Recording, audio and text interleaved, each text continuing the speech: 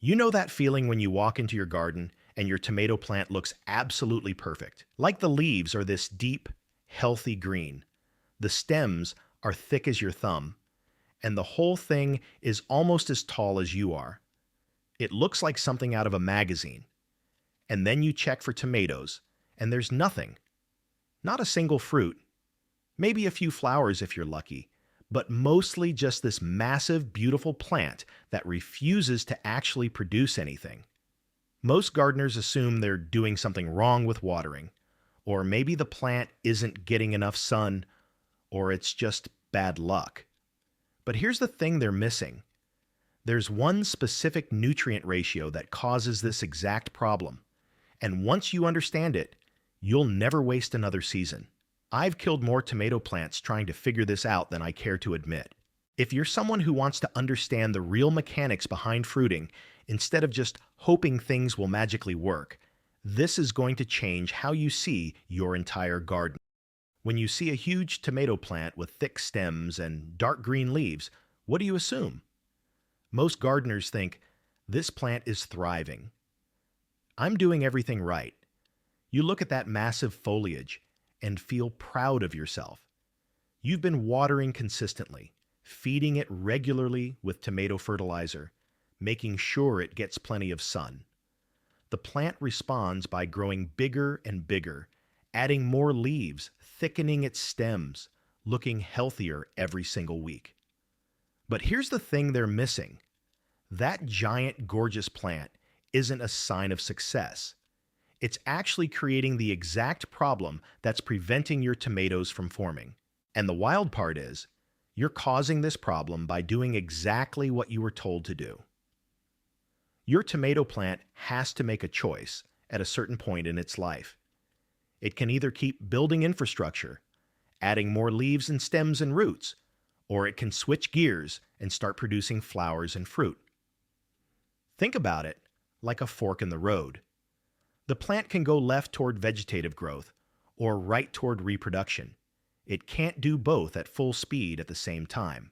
When you feed your plant the wrong nutrients at the wrong time, you're essentially telling it to stay on the vegetative path forever. The plant keeps thinking, quote one, except later never comes because you keep feeding it the exact nutrients that reinforce that decision.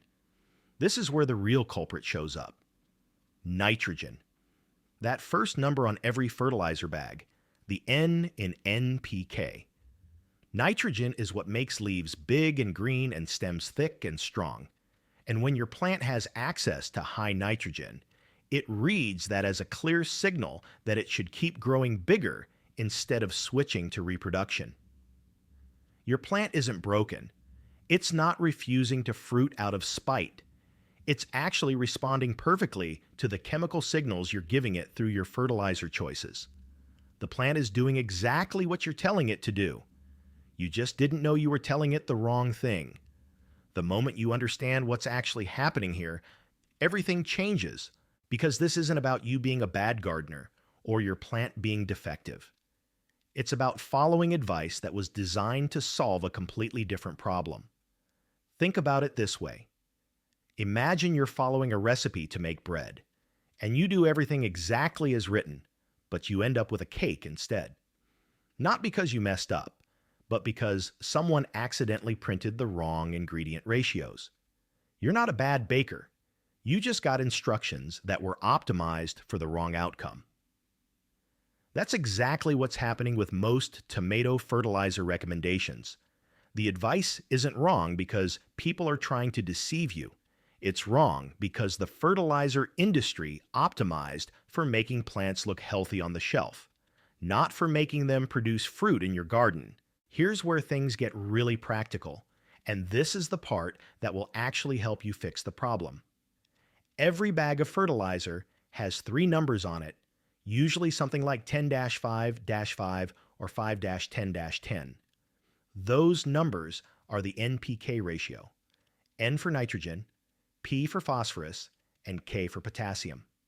Each one does something specific for your plant. Nitrogen makes leaves and stems. It's the green growth nutrient. When your plant has plenty of nitrogen available, It prioritizes vegetative growth. More leaves, thicker stems, bigger root systems. This is exactly what you want when your plant is young and needs to build its foundation. Phosphorus supports root development, and most importantly for us, flower and fruit production. When your plant has good phosphorus levels relative to nitrogen, it gets the signal that it's time to switch from building infrastructure to making babies. Flowers start forming, and those flowers can actually set fruit instead of dropping off. Potassium helps with overall plant health, stress resistance, and fruit development. It's what helps your plant actually finish what it started and produce quality tomatoes instead of small, weak fruit. Now here's where most gardeners accidentally sabotage themselves without realizing it. When you walk into a garden center and grab a bag labeled quote 2, you're probably looking at something like 10-5-5 or even 12-4-8. That first number, the nitrogen, is double or triple the phosphorus. The bag is literally screaming at your plant, keep growing leaves, don't worry about fruit yet. And when the instructions say to feed every 2 weeks throughout the growing season, you're giving your plant a constant stream of that high nitrogen signal. Week after week, your plant gets the message that it should stay in vegetative mode. It never makes the switch because you keep reinforcing the wrong path. This creates a mental shift that's actually pretty liberating. You're not fighting against some mysterious plant disease or dealing with a genetic defect. You're just sending the wrong signal at the wrong time. Once you understand the signal, you can change it. Here's where the math gets really interesting. And this is the part that will probably change how you think about timing forever. Let's say you plant a tomato seedling in early May. You're feeding it a standard high nitrogen fertilizer, something like 10-5-5, once every 2 weeks, just like the package recommends. Your plant responds exactly the way it's supposed to. By week 4, you've got serious vegetative growth happening. The plant is putting out new leaves constantly, the stems are getting thicker, and everything looks incredibly healthy and vigorous. By week 8, your plant is massive. It's easily 3 feet tall, covered in dark green foliage, and you're feeling pretty proud of yourself. But when you look for flowers, there's almost nothing. Maybe you see 1 or 2 tiny clusters starting to form, but they're not developing into anything substantial. The plant is still in full vegetative mode, pouring all of its energy into making more leaves and thicker stems. Week 12 rolls around, and you might finally see some actual flowering happening. A few small clusters appear, and maybe, if you're lucky, some of them actually set fruit. But by this point, you're well into summer. You're looking at a very late harvest, and probably a pretty sparse one because the plant spent so much time building itself instead of reproducing. Now let's run the same scenario with a different feeding strategy. Same seedling, same May planting date.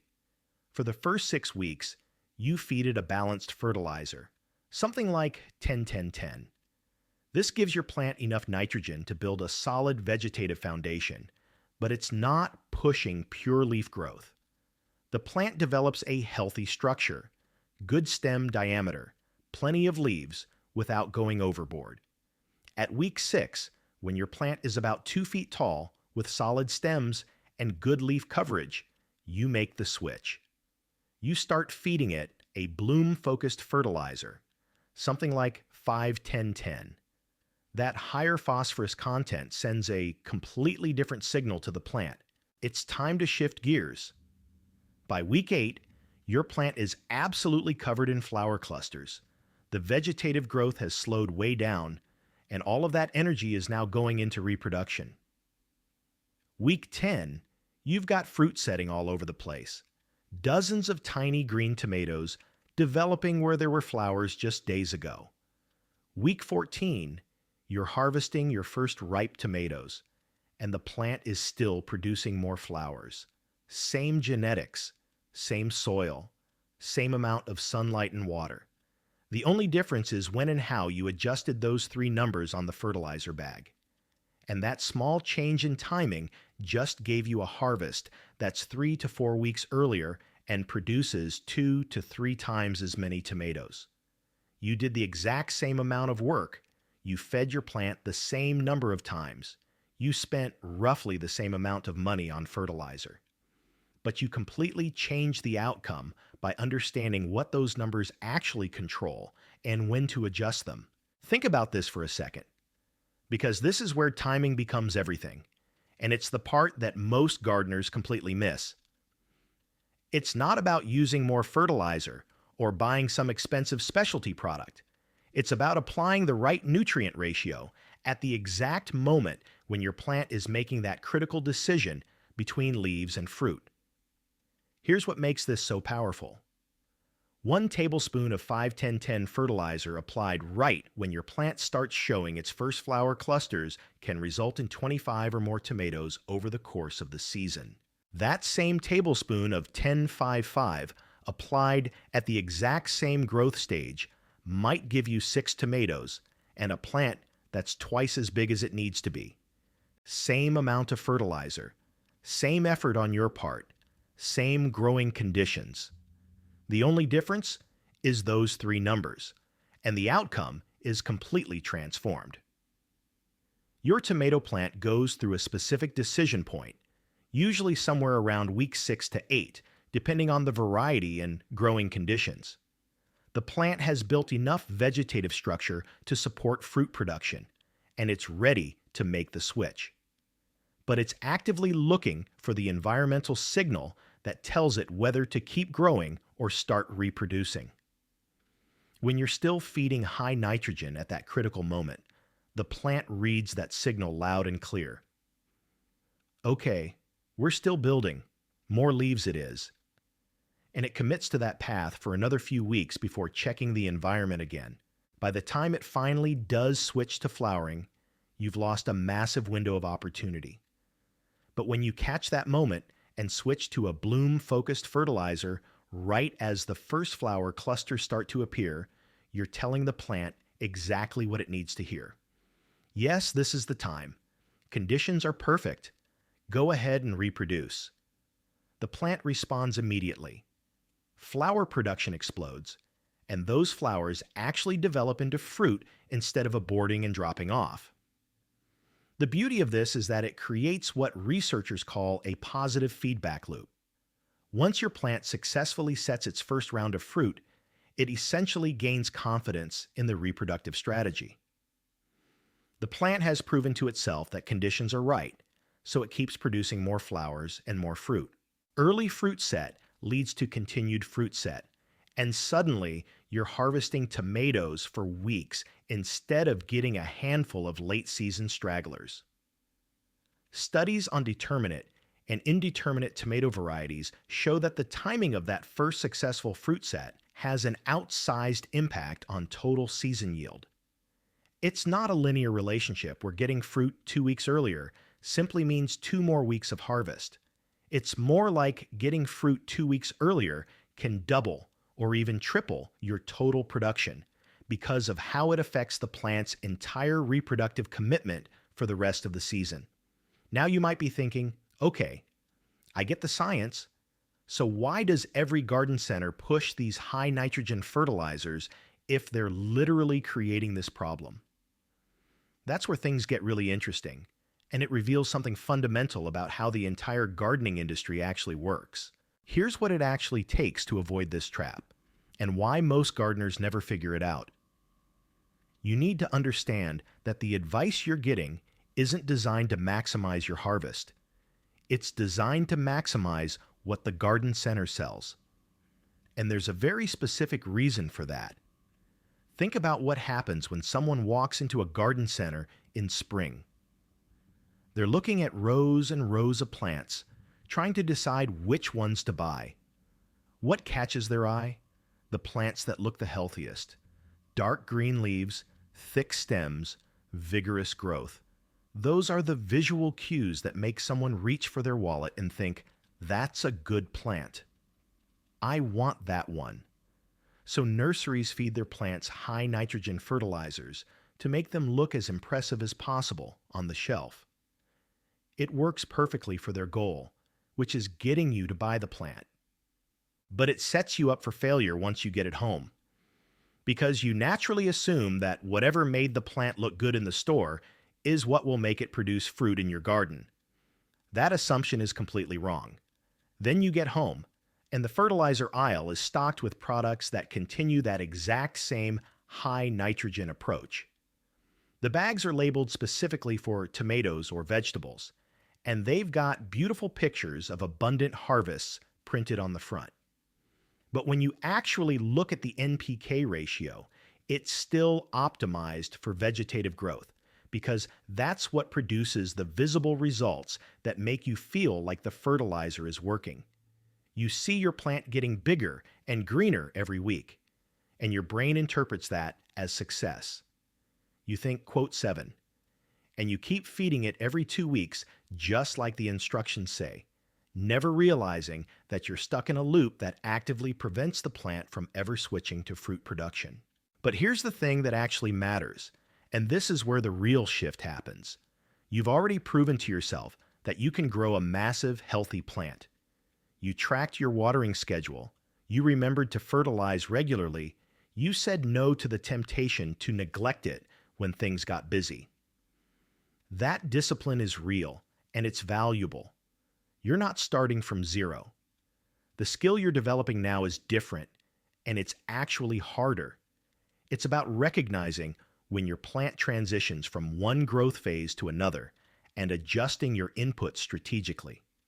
That requires you to actually pay attention to what the plant is showing you and make a decision at exactly the right moment instead of just following the same routine week after week. When you can look at your plant and say, quote 8, you're not just growing tomatoes anymore. You're managing a biological production system.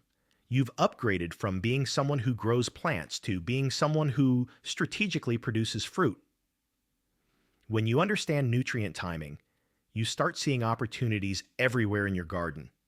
And this is where things get really practical, because the nitrogen imbalance isn't the only factor affecting whether your plant's fruit or not. There are other elements that either amplify the problem or help you fix it. And once you know what to look for, you can actually steer the outcome. One of the biggest amplifiers is pruning. And this is something almost nobody talks about. A lot of gardening advice tells you to prune your tomato plants aggressively, removing suckers and lower leaves to promote better airflow and disease resistance. And that's not bad advice in general. But here's what happens when you combine aggressive pruning with high nitrogen feeding. Every time you remove a leaf or a sucker, you're taking away a place where the plant was actively sending energy. The plant responds by putting out new vegetative growth to replace what you removed. If you're feeding high nitrogen at the same time, you've essentially created an infinite loop. The plant grows new shoots. You prune them off thinking you're helping. The plant grows more shoots to replace them. You prune those off. The plant never gets the signal that it's time to stop building and start fruiting because you keep triggering its compensatory growth response. Light is another factor that interacts with nutrients in ways most gardeners don't think about. Tomatoes need plenty of light to trigger flowering hormones, but even perfect light conditions can't override a strong nitrogen signal. You can have your plant in full sun 8 hours a day, but if it's getting pumped full of nitrogen every 2 weeks, it's going to prioritize leaves over flowers every single time. Light enables flowering, but nutrients control the decision. Once you understand these interactions, you can start recognizing the early warning signs before you waste an entire season. If you're at week 7 and your plant has stems as thick as your thumb, leaves that are almost black-green, and absolutely no flower buds forming anywhere, that's your plant screaming that it's getting way too much nitrogen. It's not a deficiency that needs more fertilizer. It's an excess pushing the plant in the wrong direction. On the other hand, if your plant has pale yellow-green leaves and starts flowering when it's only 12 inches tall, that's the opposite problem. The plant is severely stressed and thinks it needs to reproduce immediately before it dies.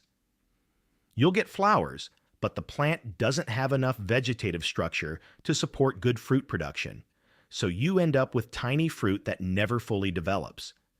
What you want to see is a plant that builds a solid vegetative foundation first, gets to about 2 feet tall with healthy green leaves and thick stems, and then makes a clean transition to flowering.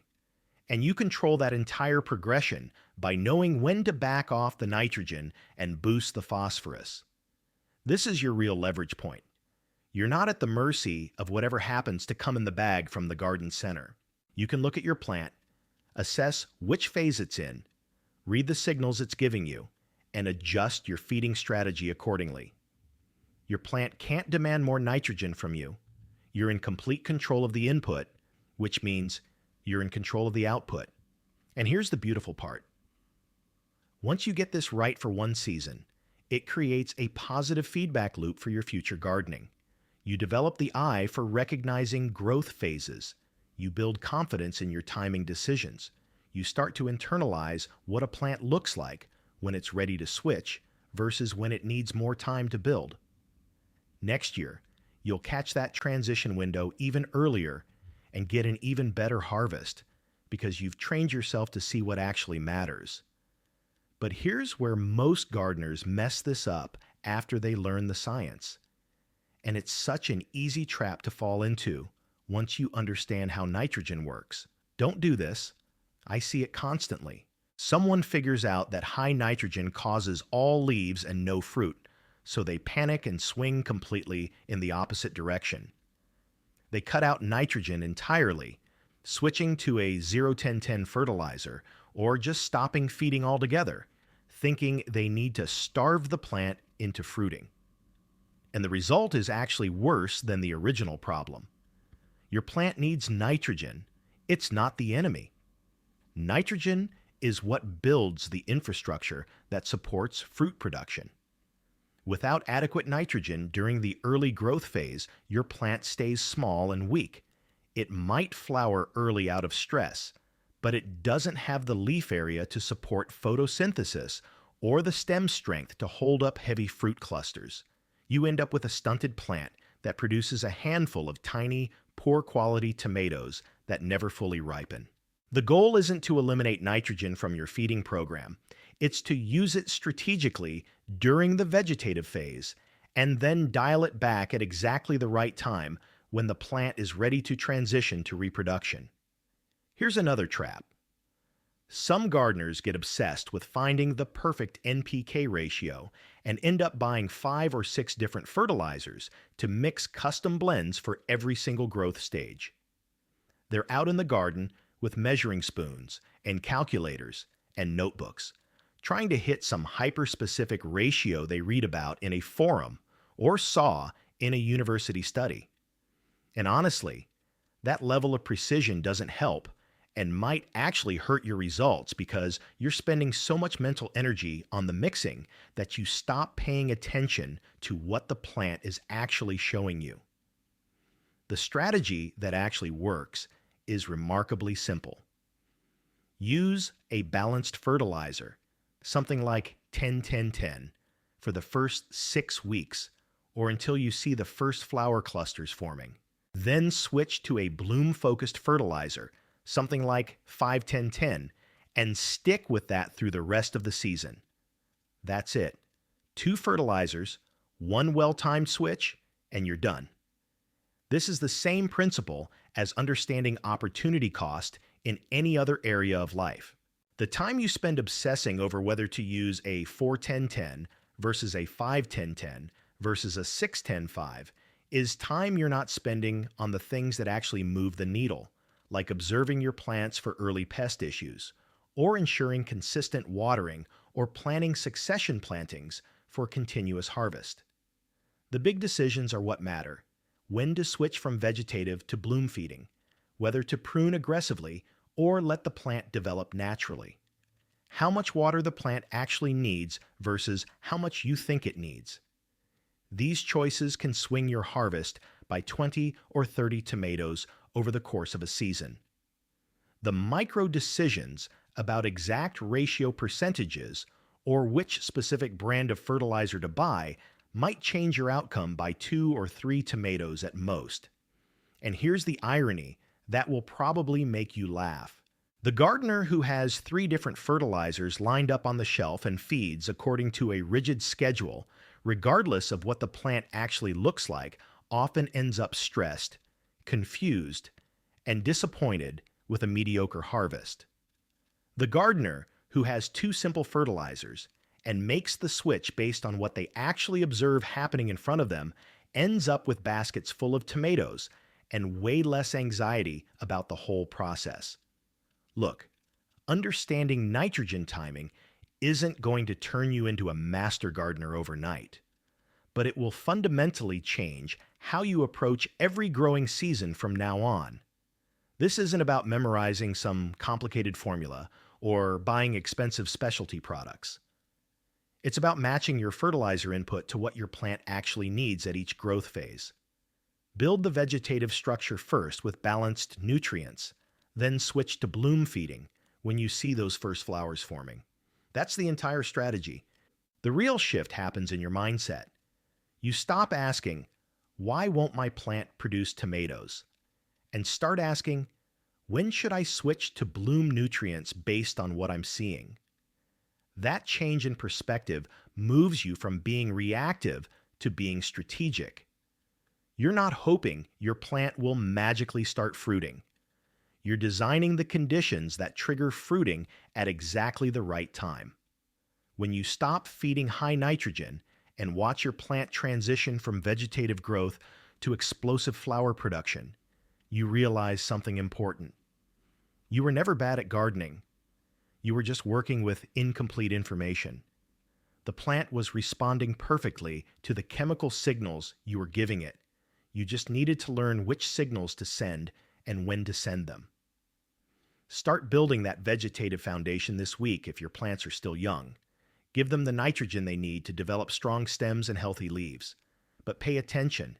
Watch for those first flower buds forming at the growing tips, and when they appear, make the switch to bloom fertilizer.